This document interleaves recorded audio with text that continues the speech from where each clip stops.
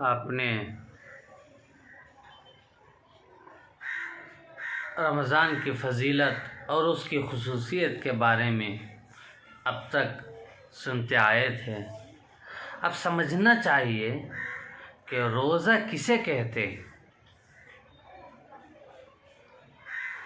روزہ اسلام کا تیسرا رکن ہے۔ اس میں صبح صادق سے لے کر سورج کے غروب ہو جانے تک نیت کے ساتھ کھانا پینا چھوڑ دینا یہ روزہ ہے۔ روزہ ہر عاقل اور بالغ مسلمان مرد عورت پر فرض ہے۔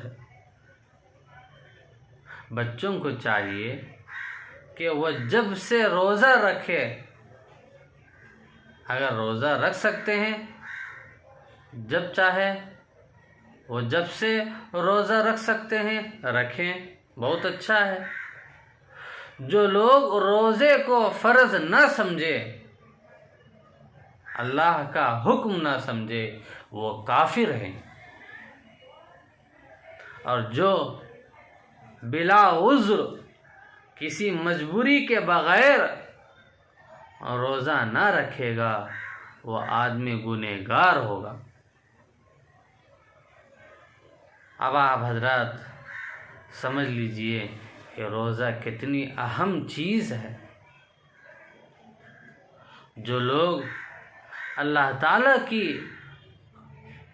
خوشی کے لیے روزہ رکھتے ہیں ان کے سب پچھلے گناہ معاف کر دیے جاتے ہیں۔ یہ تو حدیث سے ثابت ہے۔ ایک اور حدیث میں اس طرح بیان کیا گیا ہے کہ انسان کے نیک کام کا بدلے میں 10 گناہ سے 70 گناہ تک اللہ تعالیٰ نیکیوں کو دیتے ہیں۔ اللہ تعالیٰ فرماتے ہیں کہ روزہ خاص میرے لیے ہے، اور اللہ تعالیٰ اور فرماتے ہیں کہ روزہ میرے لیے ہے، میں اس کا بدلہ ہوں۔ اور روزہ رکھنے سے انسان میں پرہیزگاری پیدا ہوتی اور نفس کی بری خواہش رک جاتی ہے، روحانی قوتیں اضافہ ہوتی ہیں، جسمانی طور پر صحت بھی ملتی ہے، اور بھوک پیاس کا احساس انسان کے دل کے اندر پیدا ہوتا ہے، اور امیری غریبی کا امتیاز ٹوٹ جاتا ہے۔ ہر دوا، ہر دو، ہر چیز کو اللہ کی طرف پھیر دیتے ہیں، نمازوں سے قریب ہو جاتے ہیں، دعاؤں میں ایک درد پن پیدا ہوتا ہے، بری عادتیں، بری خصلتیں، بری چیزیں انسان سے چھوٹ جاتی ہے، نفس پر قابو پانے کی، نفس پر کنٹرول کرنے کی صلاحیت پیدا ہوتی ہے، اور انسان کی طبیعت میں نرمی اور جھکاؤ آ جاتا ہے، اور اسلام میں یکسانیت محسوس ہوتی ہے، اور ہر امیر اور غریب مسجدوں کی طرف نمازوں کے لیے نکلتے ہیں،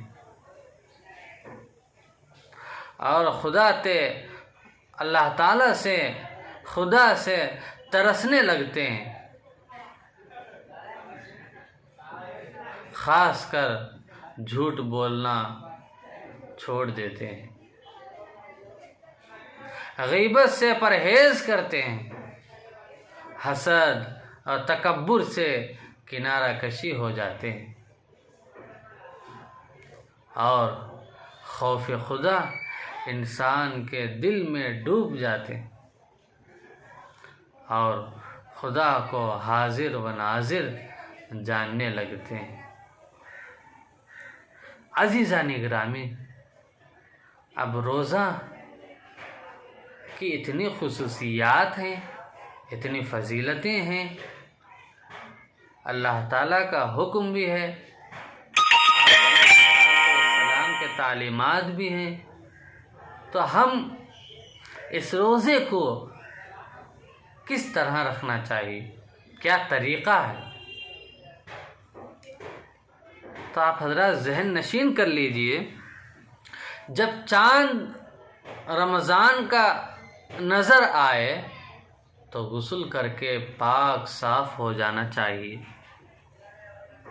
اس کے بعد نماز تراویح ادا کرنا اور روزہ رکھنے کے لیے سحری کے وقت یعنی صبح صادق سے پہلے کچھ کھا لینا، جس کو سنت کہتے ہیں اور اسی کو سحری بھی کہتے ہیں۔ سحری کرنے کے بعد روزے کی نیت روزے کے لیے شرط ہے، کیونکہ روزے کے بغیر نیت سے درست نہیں ہوتا۔ نیت رات سے دوپہر تک کی جا سکتی ہے، اور جو لوگ روزہ رکھ کر گالی گلوچ، جھوٹ، غیبت اور برے کام نہ چھوڑیں گے، ان کا روزہ مکروہ ہو جاتا ہے، یعنی ثواب کم ہو جاتا ہے۔ تو روزے کی نیت یاد کر لینا چاہیے، سیکھ لینا چاہیے، معلوم کر لینا چاہیے کہ روزے کی نیت کس طرح کرنا۔ فجر کے بعد جب سحری کر لیتے ہیں، فجر کی نماز پڑھ لیتے ہیں، فجر سے پہلے بھی نیت کر سکتے ہیں اور فجر کی نماز کے بعد بھی نیت کر سکتے ہیں۔ یہ کلمات پڑھنا ہے کہ نویت ان اصوم غدا للہ تعالی من یا نویت بصوم غدن، اتنی نیت کر لینا۔ ان دونوں میں سے کوئی بھی کر لو، اتنا لمبا اتنا بڑا بولنا نہیں آتا ہے۔ نویت بصوم غدن اتنا بول لیں تو یہ بھی کافی ہے۔ اگر نویت ان اصوم غدا للہ تعالی من صوم رمضان یہ بولنا آتا ہے، سیکھ لیے ہیں، بولیے، اس میں کوئی حرج نہیں۔ سیکھ لینا بہتر ہے، معلوم کر لینا بہتر ہے، ورنہ چھوٹا جملہ بھی بول سکتے ہیں۔ عزیزان گرامی، روزہ بہت نازک چیز ہے، اس کو بہت احتیاط سے رکھنا چاہیے۔ روزہ رکھ لینا، شان جتانا یہ نہیں ہے، اللہ کے خوشی کے لیے رکھنا، اللہ کو راضی کرنے کے لیے رکھنا۔ اب یہ بھی معلوم کر لینا چاہیے اپنے علماء سے، ائمہ سے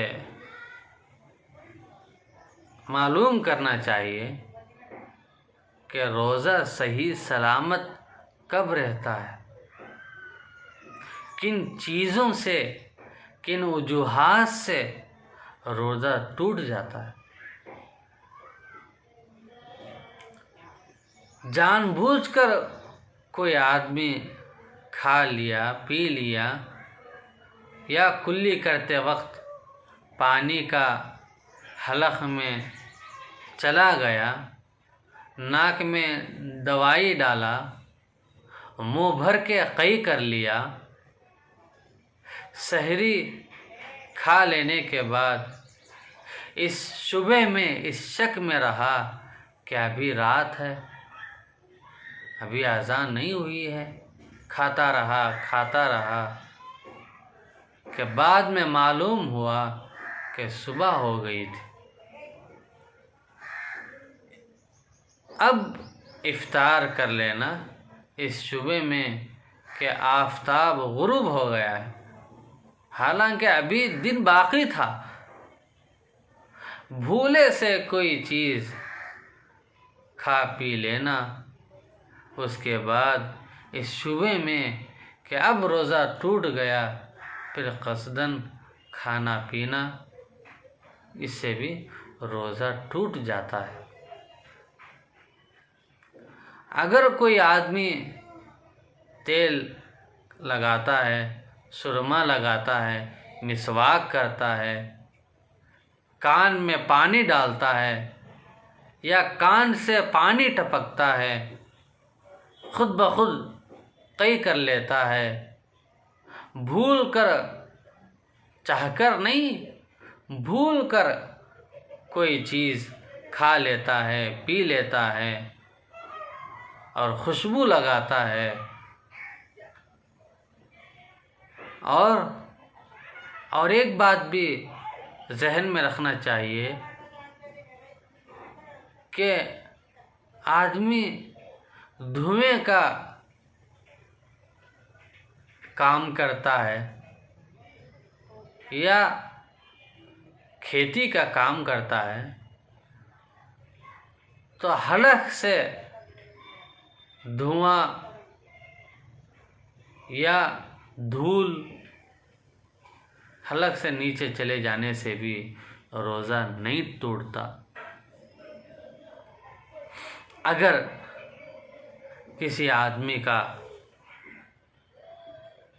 ان چیزوں کو کرنے کی وجہ سے چاہے چاہ کر کرے یا ہو جائے، بہرحال جب روزہ ٹوٹ جاتا ہے